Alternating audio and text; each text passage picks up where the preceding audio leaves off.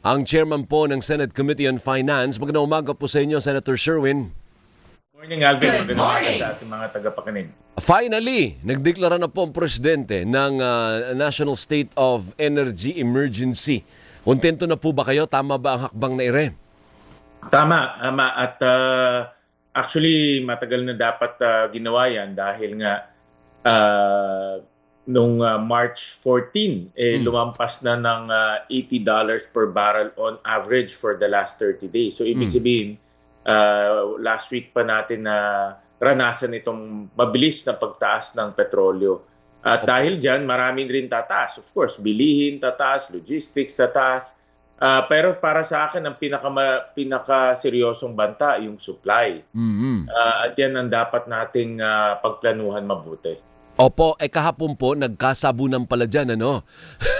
may na-sermonan pala dyan sa inyong hearing kahapon. Ano po? Ano bang impression ninyo na hindi handa ang Department of Energy at iba pang department sa pagtugon sa pagharap natin sa krisis na ito? Ang takeaway namin doon, ako personally, wala tayong plano. Wala tayong contingency plan. Hand to mouth yung ating plano. Ibig sabihin, kung anong mangyari mamaya, yun ang pagpaplanuhan natin o gagawa tayo ng reaction. So, hindi ganun ang approach sa isang krisis. Ang approach na sa isang krisis, dapat marami kang plano. Pati the worst case scenario. So, ang nakikita namin, merong hand-to-mouth solutions dahil yun ang ginagawa ng mga ahensya at hindi coordinated. Ang isang ahensya gagawa ng ganitong proyekto, ang isang ahensya gagawa ganito, pero hindi coordinated. Pero ngayon, dahil nga meron ng itong ginawang committee, ang Malacanang, nakikita ko na magiging coordinated na. Kaya sana maagang nagawa to dahil nga itong nararanasan natin ay kakaiba eh.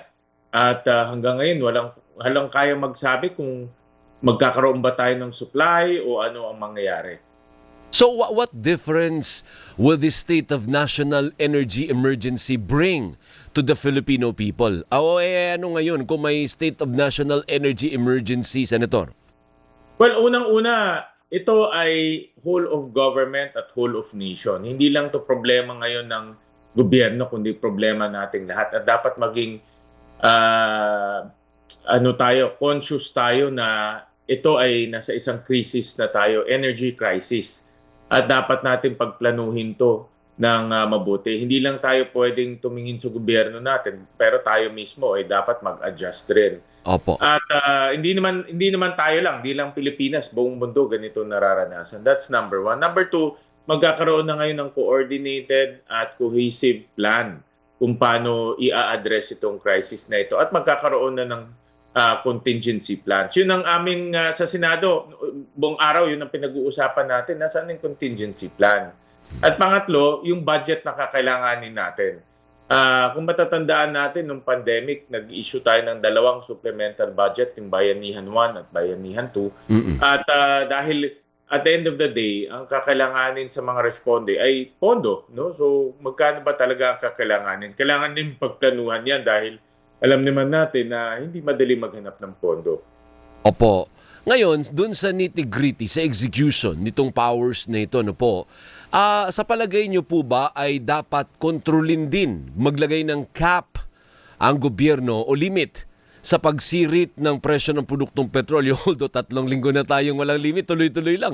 Mahigit 50 pesos, actually, abot na ng mahigit 50 ang sa increase sa diesel, Senator. Dapat bang lagyan ng cap because of these emergency powers that the President have now?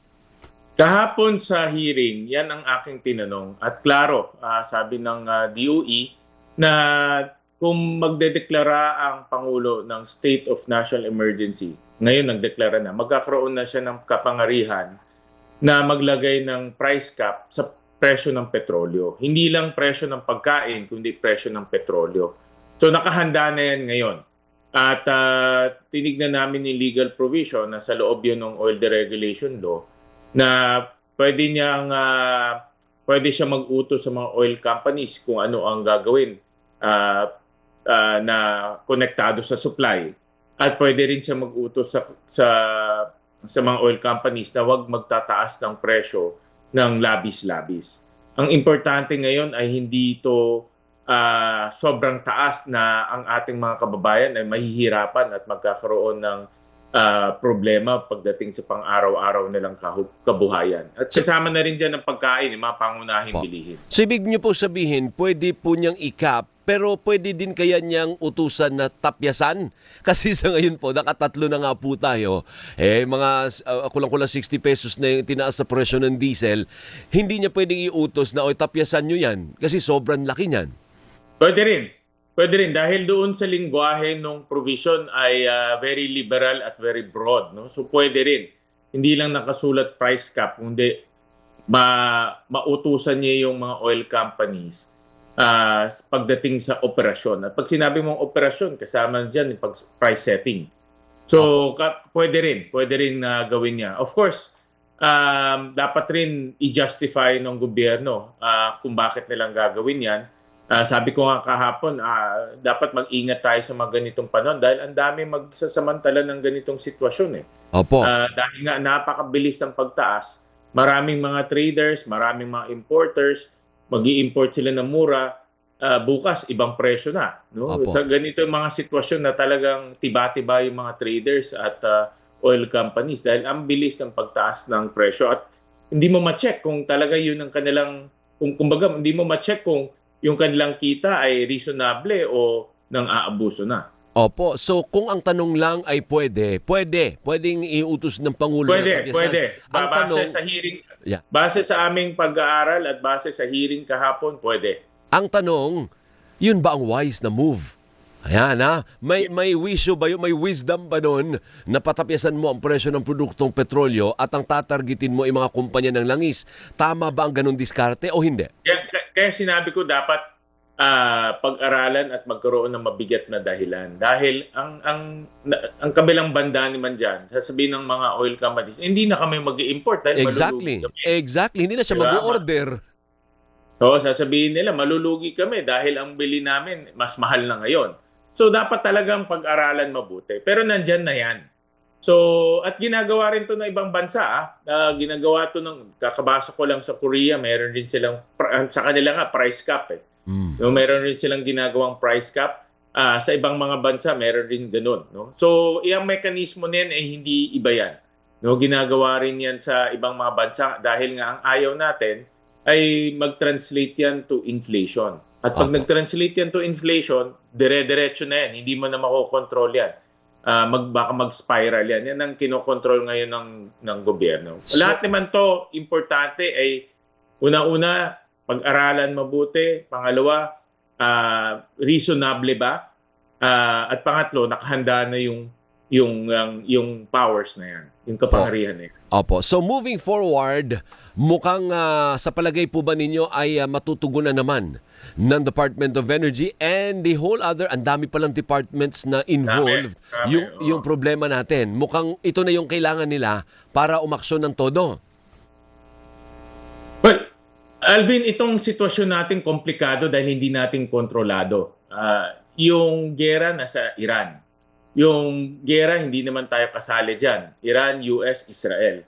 At hindi natin masabi kung ano ang gagawin ng Iran pagdating sa kanilang paggagante. Kung binomba nila yung mga oil facilities in Saudi Arabia, oil facilities in UAE, nabomba na nga nila sa Qatar, kahit anong gawin natin, kung wala talagang lalabas na supply, mahirapan rin tayo. So mga contingency measures to ang gagawin nitong bagong committee. Ibig sabihin, ano ba yung worst comes to worst?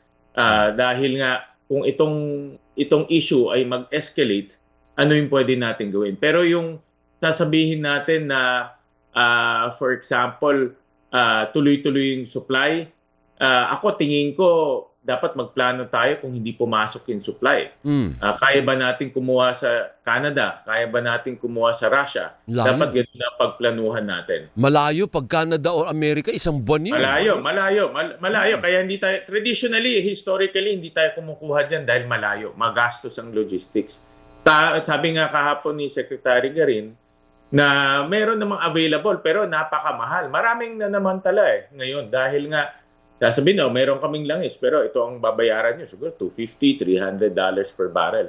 Tapos yun ang magiging presyo na at lahat sunod-sunod na. No? So, Opo. marami talagang nagsasamantala ng sitwasyon. Sa palagay po ba ninyo ay sasapat yung, kasi sabi ni Garin kahapon sa amin, naglaan ng 20 billion pesos para ma-extend yung inventaryo ng 10 araw. Can you imagine, 20 billion pesos, 10 days lang na ma-extend.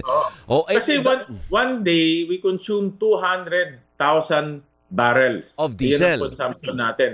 Of petroleum products. Diesel Halo-halo lang na yun, yan. diesel lang yun, Sen. Ang kabuuan natin, mas 400 data. Diesel and gasolina. Can you imagine, ang dami. Sa diesel lang, 200 plus thousand barrels per day tayo. Well, pag ganun, kasi nag-import lang sila ng 400, isang araw lang yun.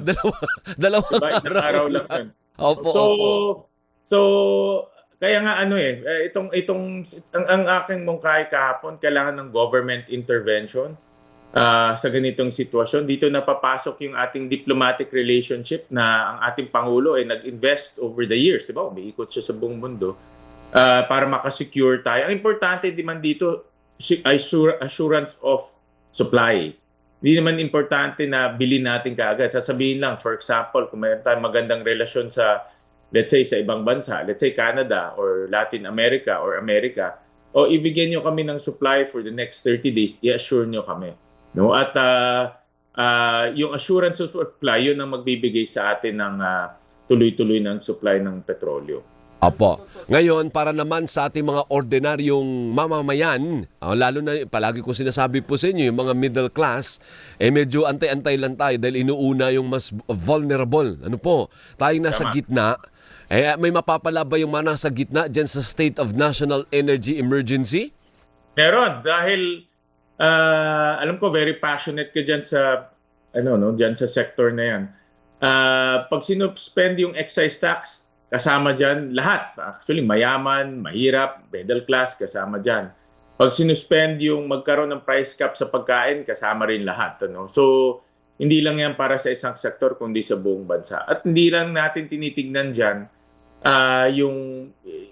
kung itong sektor ba o ang kasama na rin dyan kasi yung pag-control ng inflation. Yun rin ang isang, kahapon sa briefing natin, makikita natin na pag sumipa ang inflation, dadami ang mahihirap, dadami ang magugutom, at marami rin ang magiging walang trabaho dahil mamahal ang presyo ng bilihin. So talagang kinokontrol ng gobyerno yan ngayon.